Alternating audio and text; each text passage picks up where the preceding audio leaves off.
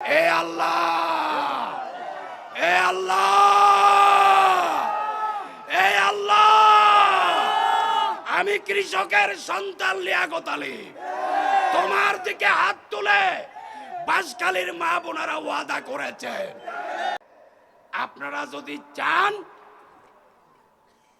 আমি কি করব আপনারা বলে দেন। আমি কি করতে পারি? নির্বাচন, নির্বাচন করব। হাত তুলে দেখান মা বোনেরা, নির্বাচন করব ইনশাআল্লাহ।